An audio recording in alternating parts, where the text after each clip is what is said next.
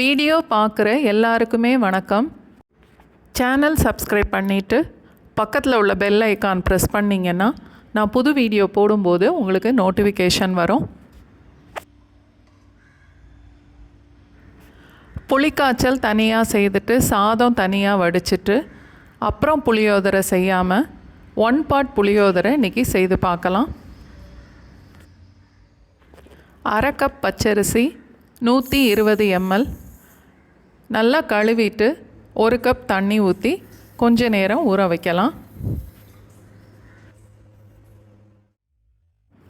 ஒரு எலுமிச்சம்பழம் அளவுக்கு புளி, இதையும் கொஞ்சம் தண்ணி ஊற்றி ஊற வைக்கணும்.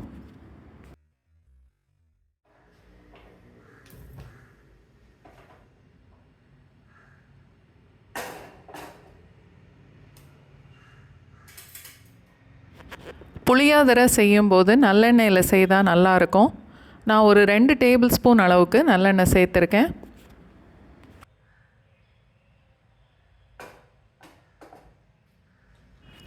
மூணு மிளகாய் வத்தல் கிள்ளி போட்டுட்டு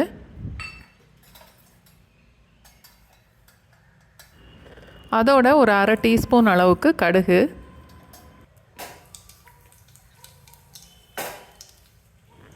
ஒரு டேபிள் ஸ்பூன் கொஞ்சம் கூட வேர்க்கடலை, 1 டேபிள் ஸ்பூன் அளவுக்கு கடலைப்பருப்பு, ஒரு 2 டேபிள் ஸ்பூன் வரைக்கும் முந்திரி பருப்பு,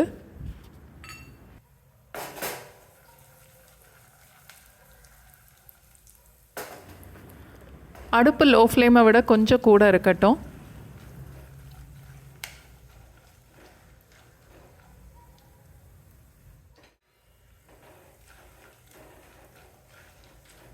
வேர்க்கடலை, கடலைப்பருப்பு, முந்திரி பருப்பு எல்லாம் கொஞ்சம் செவந்ததுக்கப்புறம்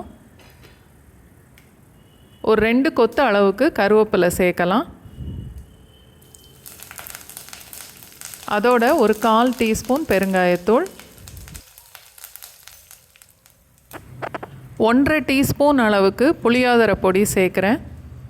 1/2 கப் அரிசிக்கு இந்த அளவு போதும். இந்த புளியோதரை பொடியோட ரெசிபி இந்த வீடியோவோட கடைசியில் கொடுத்துருக்கேன், செக் பண்ணிக்கோங்க.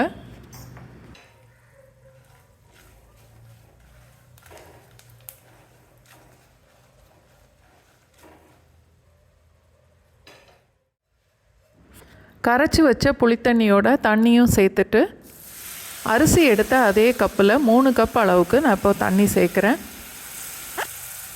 நான் இன்றைக்கி எடுத்திருக்கிற அரிசிக்கு 1 பங்குக்கு 3 பங்கு அளவுக்கு தண்ணி வேணும்.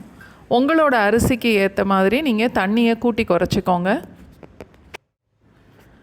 புளி தண்ணியோடையே தேவையான அளவுக்கு உப்பும் சேர்த்துடலாம். ஒரு 1/4 டீஸ்பூன் அளவுக்கு மஞ்சத்தூள்,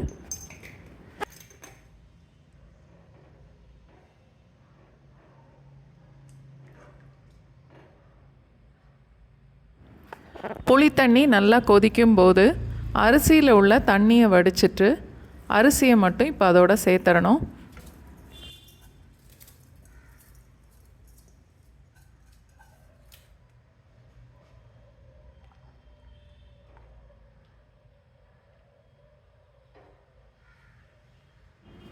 அடுப்பை மீடியம் ஃப்ளேமில் வச்சுட்டு மூடி போட்டுடலாம். புளி தண்ணியும் அரிசியும் சேர்ந்து நல்லா கொதிக்கும் போது ஒரு தடவை நல்லா கலந்து விட்டுட்டு இப்போ அடுப்பை லோ ஃப்ளேமுக்கு மாற்றிடணும். 2-3 நிமிஷத்துக்கு அப்படியே மூடி வச்சிடலாம்.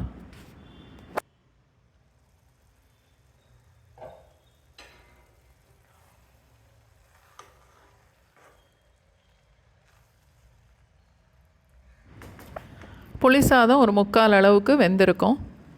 டேஸ்ட்டு பார்த்துட்டு உப்பு பத்தலைன்னா சேர்த்துக்கலாம்.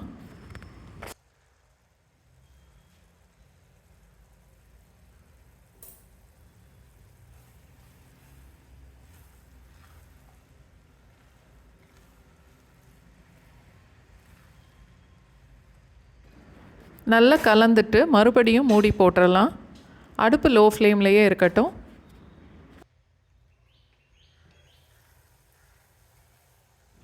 இந்த புளி தண்ணி, மசாலா பவுடர் இதோடு சேர்ந்து சாதம் ஓரளவுக்கு வெந்து வந்துருச்சு.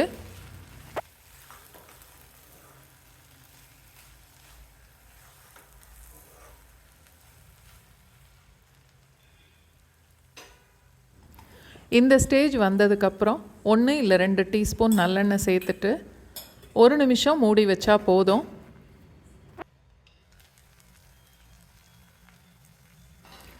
சாதம் சூடாக இருக்கிறதுனால இந்த மாதிரி கெட்டியாக இருக்குது. ஆறுனதுக்கப்புறம் நல்ல உதிரியாக வந்துடும். புளி சாதம் சூடாக சாப்பிட்றத விட நல்லா ஆறுனதுக்கப்புறம் சாப்பிட்டாதான் டேஸ்ட்டு ரொம்ப நல்லாயிருக்கும். இப்போது புளி சாத பொடி எப்படி செய்கிறதுன்னு பார்க்கலாம். ஒரு 5 இல்லை 6 மிளகா வத்தல், 2 டேபிள் ஸ்பூன் அளவுக்கு மல்லி, 1 டேபிள் ஸ்பூன் கடலைப்பருப்பு, 1 டீஸ்பூன் எள்ளு, 1/2 டீஸ்பூன் சீரகம், 1/4 டீஸ்பூன் வெந்தயம். எண்ணெய் ஊற்ற வேண்டாம். எள்ளும் சீரகமும் பொரியிற வரைக்கும் வறுத்துட்டு ஆற வச்சு மிக்சியில் நல்லா நைஸாக பொடி பண்ணி ஒரு பாட்டிலில் போட்டு வச்சுட்டா வேணுங்கிற நேரத்தில் வேணுங்கிற அளவுக்கு நம்ம யூஸ் பண்ணிக்கலாம்.